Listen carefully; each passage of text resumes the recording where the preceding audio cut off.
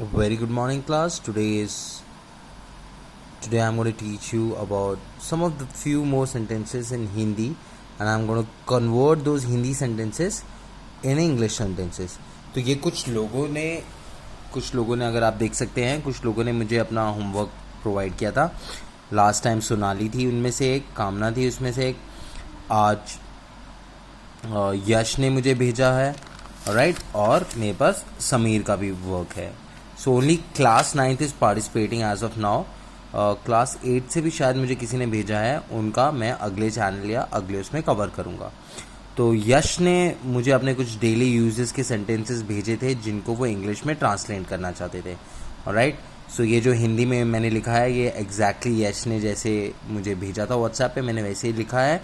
अगर इसमें कुछ स्पेलिंग मिस्टेक्स हो जाती है तो कृपया मुझे और यश दोनों को माफ़ कीजिएगा, राइट. लेकिन आप भावनाएं समझिए और इंग्लिश में वो मिस्टेक्स नहीं होंगी, तो आप इंग्लिश में वो सीखने की कोशिश कीजिए, राइट. सो सबसे पहली चीज़, यश लिखते हैं, मैं ब्रश करने जा रहा हूँ लेकिन मुझे मेरा टूथब्रश नहीं मिल रहा, राइट. मैंने काफ़ी अपने छोटे बच्चे जो इर्द गिर्द हैं जो इंग्लिश सीखना चाहते हैं, जिनको मैं सिखा रहा हूँ, उनसे पूछा मैंने कि आप इसको इंग्लिश में कन्वर्ट करें. मैं देखना चाहता था कि बच्चे क्या गलती करते हैं. तो वो एक चीज़ गलती कर रहे थे, वो मैं ब्रश करने जा रहा हूँ, तो I am going to tooth brush, वो लोग ऐसे बोल रहे थे, I am going to brush, और ब्रश की जगह वो लोग बुर्श बोल रहे थे, जो कि बिल्कुल गलत एक्सेंट है, गलत वे ऑफ प्रोनाउंसिएशन है. देखिए, इंग्लिश में एक्सेंट और प्रोनाउंसिएशन बहुत इंपॉर्टेंट है. प्रोनाउंसिएशन एक बहुत ही इंपॉर्टेंट टॉपिक है. ये अगर हमें स्कूल शुरू है तो मैं सामने से करवाना चाहता हूँ, क्योंकि प्रोनाउंसिएशन आप प्रैक्टिस करने से ही सीखेंगे, राइट. तो बुरश नहीं है ये, ब्रश नहीं है ये, इट्स ब्रश, राइट. सो मैं ब्रश करने जा रहा हूँ लेकिन मुझे मेरा टूथब्रश नहीं मिल रहा. आप इसको लिख सकते हैं, I am going to brush but I am not getting my toothbrush, right.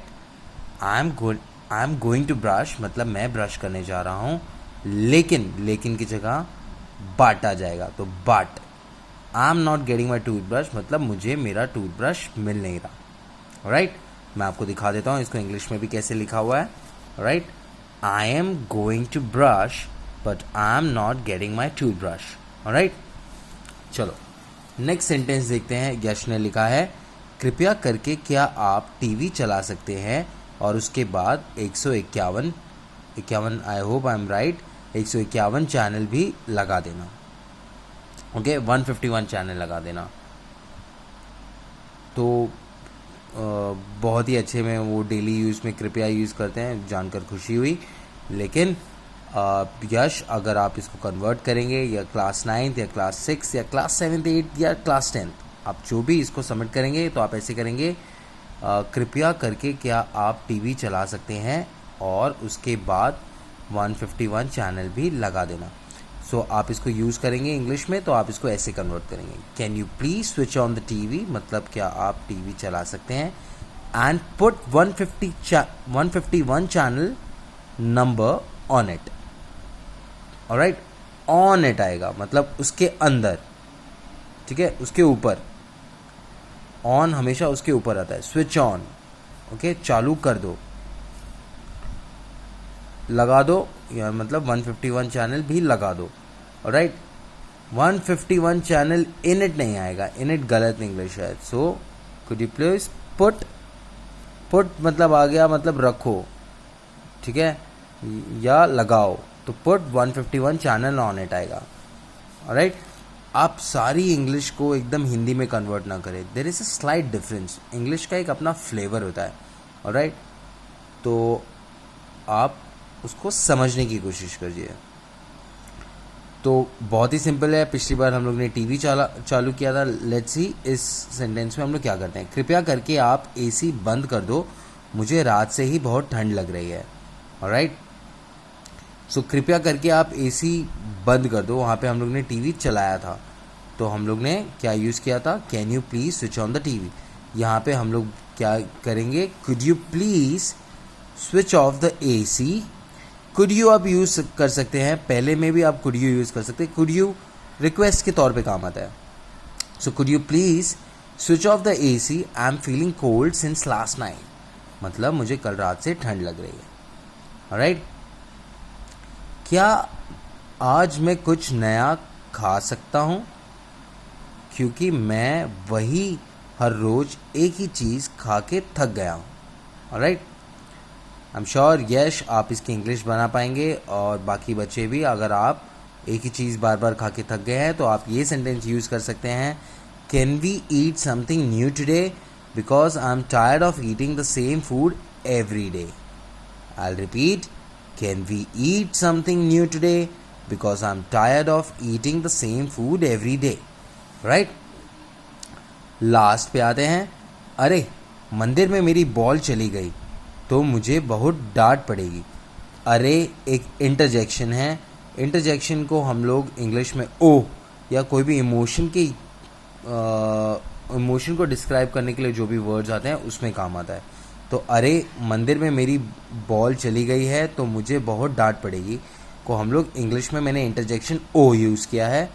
सो आप देख सकते हैं, oh the ball has gone inside the temple, now I will be scolded a lot. Alright, मतलब मुझे बहुत डांट पड़ेगी. ऑलराइट, तो यहाँ से हम लोग ने यश का पूरा आज का इंग्लिश स्पोकन का काम जो थे सेंटेंसेस वो कर दिए. आई एम होपिंग कि आपको ये भी यूज़फुल रहेंगे. नेक्स्ट सेंटेंस पे जाते हैं जो कि है समीर के क्लास 9th के. ऑलराइट, ये काफ़ी इंटरेस्टिंग है, आपको ये यूज़ करना ही पड़ेगा. Alright,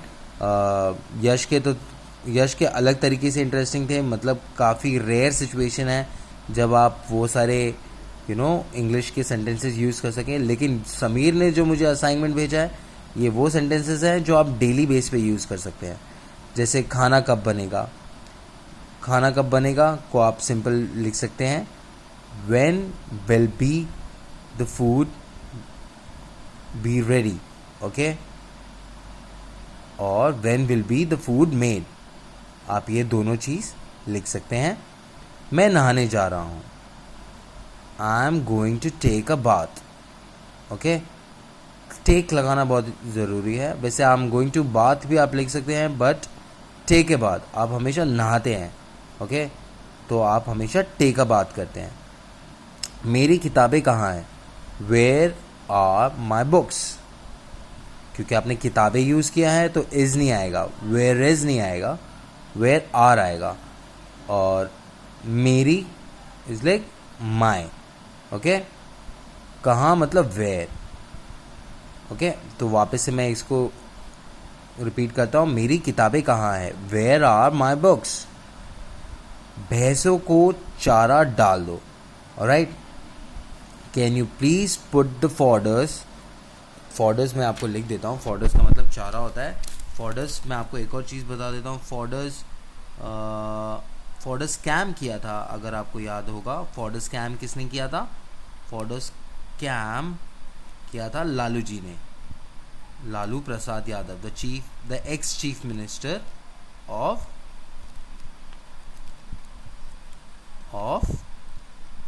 Bihar. So the ex-chief minister of Bihar was caught under the Forders camp and he was jailed for almost 3 to 4 years. Alright? So Lalu Prasad Yadav ने फॉर्डर स्कैम किया था. फॉर्डर स्कैम मतलब चारा घोटाला. ओके, स्कैम का मतलब होता है घोटाला, इसका मतलब होता है चारा. तो आप जब इस सेंटेंस में भैंसों को चारा डाल दो, could you please put foders to the buffaloes, या फिर could you please feed foders to the buffalo. Feed मतलब खिलाना. ओके, पर यहाँ पे खिलाना का यूज़ नहीं किया था तो हम लोग फीड यूज़ नहीं करेंगे, लेकिन आप फीड भी यूज़ कर सकते हैं, वो भी करेक्ट इंग्लिश है. आप यूज़ करेंगे could you please put foders to the buffalo. मैं खेलने जा रहा हूँ, बहुत ही सिंपल है, I am going to play. Okay, इसी के साथ साथ आज हम लोग ने फिर से 10 सेंटेंसेस सीखे हैं जिनकी हम लोग ने हिंदी से इंग्लिश बनाए.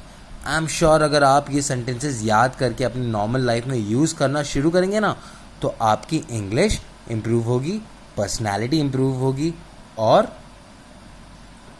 और आपके बोलने और चलने में भी असर आएगा, मतलब बोलने और बैठने उठने बैठने के रवैये में काफ़ी फ़र्क गिरेगा.